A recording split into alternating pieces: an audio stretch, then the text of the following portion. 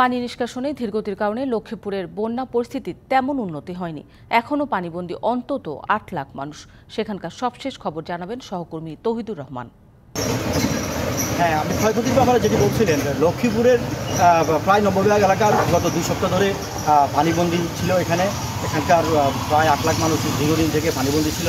এখানকার উঁচু নিচু সকল জায়গা গত ২ সপ্তাহ ধরে ২ থেকে ৩ ফুট ৪ ফুট পানিতে চলে এসেছে। আমি এখন আপনাদের দেখাচ্ছি, আমি দাঁড়িয়ে আছি যে একটি লক্ষ্মীপুর রামগঞ্জ সড়ক। লক্ষ্মীপুর রামগঞ্জ সড়কের এই বিশাল অংশ কিন্তু অনেক বিভিন্ন দিকে ভাগার চিহ্ন স্পষ্ট হয়ে উঠেছে। এখানে কিন্তু আগে এখানে 3 ফুট পানি ছিল। পানি নেমে যাওয়ার পরে গত 3-4 দিনের রোদের কারণে পানি যখন নেমে যাওয়ার পরে কিন্তু এই ভাঙার চিহ্নগুলো ছোট চিহ্নগুলো স্পষ্ট হয়ে উঠেছে। এখন এরকম শুধু একটি ভাঙা না, এই রোডের যে সমস্ত নিচু এলাকাগুলোতে পানি উঠেছে সেখানে সবগুলো জায়গায় কিন্তু এইভাবে গর্তের সৃষ্টি হয়েছে এবং মানুষের যান চলাচলে এখানে দুর্ভোগ সৃষ্টি হয়েছে। তো এটি হচ্ছে লক্ষ্মীপুর সড়ক বিভাগের রাস্তা। আমি সড়ক বিভাগের নির্বাহী প্রকৌশলীর সাথে কথা বলেছিলাম। তারা আমাকে যেটি জানিয়েছিলেন, তাদের প্রায় 17টি রাস্তা 80 কিলোমিটার রাস্তা ক্ষতিগ্রস্ত হয়েছে। আমি কথা বলছি নির্বাহী প্রকৌশলীর সাথে। 250টিরও বেশি ডিজাইন অপশন নিয়ে ওয়ালটন স্মার্ট ফ্রিজ, বোঝে আপনার প্রয়োজন। তবে একই অবস্থা, তাদের প্রায় 1160 কিলোমিটার রাস্তা ক্ষতিগ্রস্ত হয়েছে।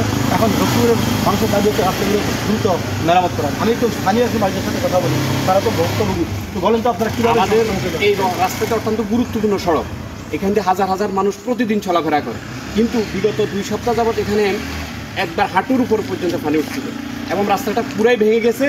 বিভিন্ন গাড়ি ঘোড়া এখানে পড়ে গেছে।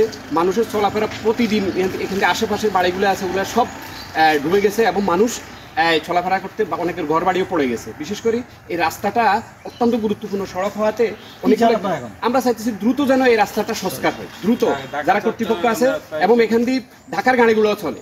হ্যাঁ, আপনি যেমনটা শুনছিলেন এখানে স্থানীয় মানুষের বক্তব্য, এখান দিয়ে ঢাকার গাড়ি চলাচল করে এবং চিটাগাং গাড়ি এখান দিয়ে চলাচল করে বিকল্প রাস্তা হিসাবে। কারণ এখানের মূল রাস্তাটিতে পানি এবং ভেঙে যাওয়ার কারণে এটা একটা বিকল্প সড়ক। এই রোড দিয়ে সকল প্রাণবাহী গাড়ি এবং সবগুলো গাড়ি বাইরে থেকে এখান দিয়ে আসে এবং যার জন্য এখানে কিন্তু এই ভাঙাগুলোতে প্রত্যেকদিনই এখানে গাড়ি আটকে যাচ্ছে, গাড়ি নষ্ট হয়ে যাচ্ছে এবং এই প্রতিদিন মানুষ এখানে কিন্তু ভোগান্তির শিকার হচ্ছে।